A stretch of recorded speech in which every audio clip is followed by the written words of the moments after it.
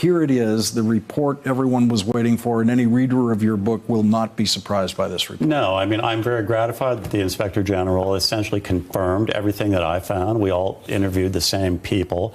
And I think what's really important here is that an independent Justice Department watchdog who reports to Barr and who can be fired by the president has now debunked every sensational claim that President Trump has made about a deep state out to get him.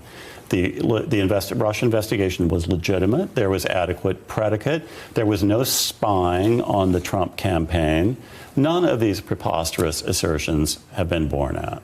And this was an interesting sequence because the Inspector General's report comes out and then the Attorney General makes a statement, as opposed to the Mueller report, where the Attorney General got the Mueller report, put out his statement about the Mueller report long before the Mueller report itself came out. And the Attorney General today seems to be chasing this Inspector General's report, saying, first of all, thank you, great work, we fully respect you. That's the first sentences. And then he says that he believes that there was, in fact, insufficient evidence to begin this investigation. He contradicts this extensive Inspector General's report. Well, I think what we're seeing is that President Trump and his allies, including the Attorney General, are essentially weaponizing what is supposed to be the nonpartisan job of the Inspector General, as they did with the Mueller report. Mueller, they did it before, now they're doing it after, but Barr is essentially spinning these facts. He says, oh, it was only the thinnest of evidence on which the Russia investigation was begun. That is not what this report says. It lays out all of the facts, the compelling facts, that the evidence was there. The United States faced a very grave threat to its national security, and that crimes were possibly being committed.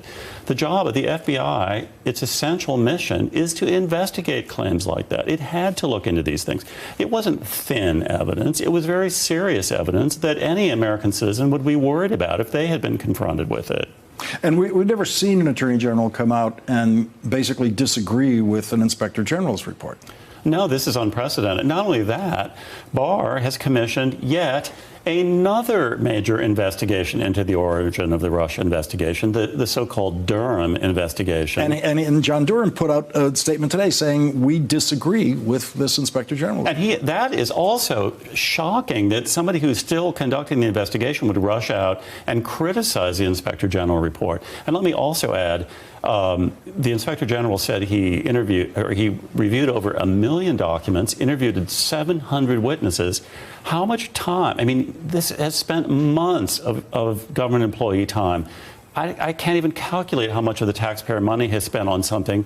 And there is essentially nothing new here. We knew the origins of the Russia investigation. We knew the Steele dossier had nothing to do with it.